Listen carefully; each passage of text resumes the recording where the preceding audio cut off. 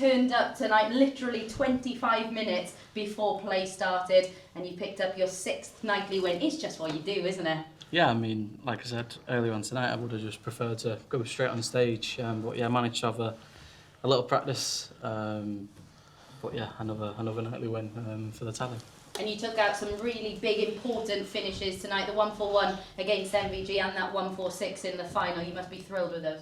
Yeah, obviously taking out any big shot it's always a good feeling. But obviously the one against Michael was probably the biggest shot I've hit this year. But yeah, just like I said again, Michael, it's good to see he was battling on again, and then obviously to get past Johnny and past Luke. Yeah, I think it sets the next 2 weeks is going to be very interesting, and yeah, I'll be watching along. Survived a match start in the final, but my goodness, what a last leg you produced.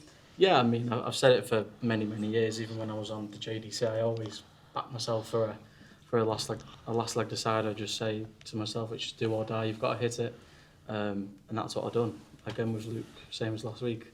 His worst leg was that last one, but yeah, another nightly win. And just finally, of course, it is a record equaling 6th nightly win. But how important is it to you, because you've already qualified for finals night, to have that bit of history to chase, to kind of keep you interested and focused? Yeah, I mean, obviously, since I was qualified, I was just playing with a bit of fun, but obviously wanting to get these nightly wins, and that's what I've done the past 2 weeks.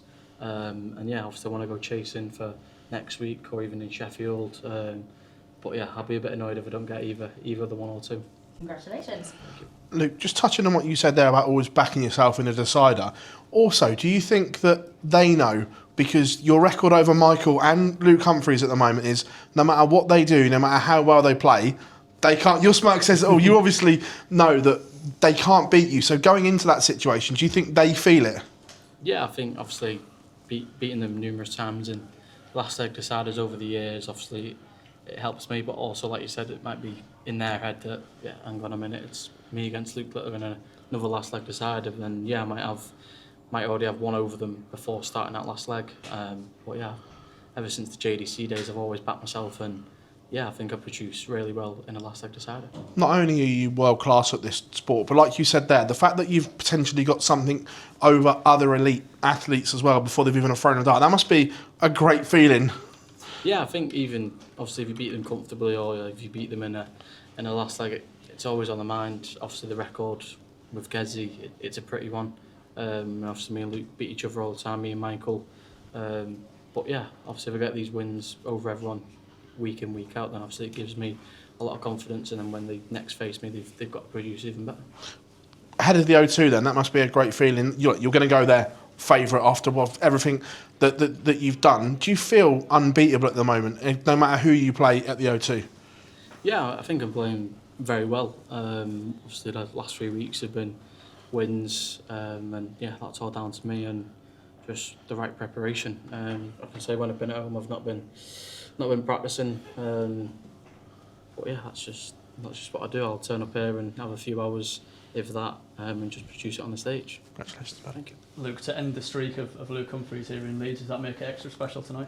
Yeah, I knew obviously as soon as he won that semi-final, obviously he's in the final again, and obviously he's not losing there. But I said to him after, you're in a great position now, you're back in touch, and yeah, I said to him, keep going. Do you feel over the last few weeks you've let your darts do the talking in terms of silencing these crowds, obviously Liverpool and tonight in Leeds? Yeah, I mean, I think it's always going to come, and this is what I've got to do, just keep winning, and eventually hopefully they'll get bored of booing me because nothing's really working. But yeah, ever since Rotterdam, I've just, even tonight obviously there's a few boos, but nothing will ever top that. I think I can battle past anything. You know, you've got a few records to chase in the next few weeks, obviously the 4 in the row, the most nightly wins and the most points. Is that the motivation to keep it going over the next few weeks? Yeah, I mean, I think the nightly wins is obviously up there with one to get. Obviously it's a long old night, the 3 games, but I've done it numerous times, and yeah, hopefully I can break my own record. Cheers, well done. Just wanted to ask about the late arrival. What happened there? Was it a taxi from your hotel in Leeds, or did you come straight from Warrington? Yeah, I came straight from home. We were supposed to leave for 3, but yeah, we didn't. I wasn't ready. Faith wasn't ready. And then we're rushing about, and then went to the post office. Went get them cards off eBay, gone. Give everyone the shipping, all that, tracking numbers. But yeah, that's why we were nearly almost late, but got here in time. Did you almost have jitters in the back of the car thinking you were going to be late at all? I was driving. Oh, was you? Oh yeah, it was a bit reckless, but I had to get here. But yeah, the timing was just kept going up and up and up. But yeah, managed to get here about, I think it was 20 to 7, quarter to 7. But yeah, it's all planned out well. Humphries had the majority of the Leeds United squad in the crowd. Were you aware of that? Yeah, I think I was like round the corner from the venue. I see them all. To be fair, I spotted Ethan Ampadu. I was like, is that Ethan Ampadu? And then the next person was it Willie Nonto? Yeah. The little one. I was just like, oh yeah, and I beeped at him, and then I looked at my mirror, they're all looking, I just beeped again. But yeah, obviously Luke hasn't lost there, and obviously he's got a very good record here, and it's good to get one over him, especially here. Luke, congrats on the win. Just giving yourself a nice bit of breathing space over Johnny now. I mean, how do you see that battle for top spot with him?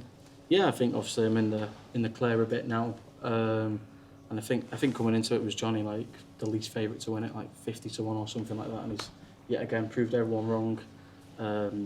But yeah, just to increase that gap from Johnny and the way he's been playing, and even beating him tonight, I think that was crucial. But yeah, we'll just have to see how the next 2 weeks plan out.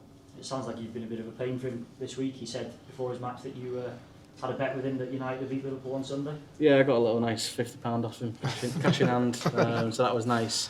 I think we said to post each other in a Liverpool top or a United top as well, but yeah, I didn't get down to that. I'm not into that. All that AI stuff and editing Johnny into a United shirt. But yeah, took 50 quid off him, and hopefully I've took top spot off him tonight. Good man. Thank you.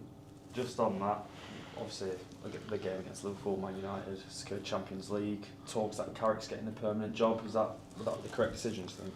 Yeah, I think obviously he's done a great job, and I've seen loads of people saying he might be a kind of a Solskjaer where he does well, comes in, doesn't do so well, doesn't win trophies. But yeah, I've been happy with him. And I'm sure you've seen some scrapping going on in Real Madrid, and we're interested in Tchouaméni, so come on Tchouaméni, come on, replace Casemiro for that defensive midfielder spot. Just looking ahead to the rest of the year, you're so confident at the moment. The World Cup and the European Championships, how high are they on your agenda? Because once they're ticked off, it's literally the set is all ticked next to your name. Yeah, I think I've said it in recent weeks. Obviously, once it comes around, that's when you properly focus on it. But yeah, they're obviously the last two that I'm chasing to tick everything off. But yeah, I think me and Luke, we confirmed it in, I think it was maybe Rotterdam, like we were both playing. I think he asked me if I was playing because he really wants to play with me again. But yeah, hopefully we can not get the Germans again in our first game, because obviously they have a warm up. But yeah, I think we're both up for it.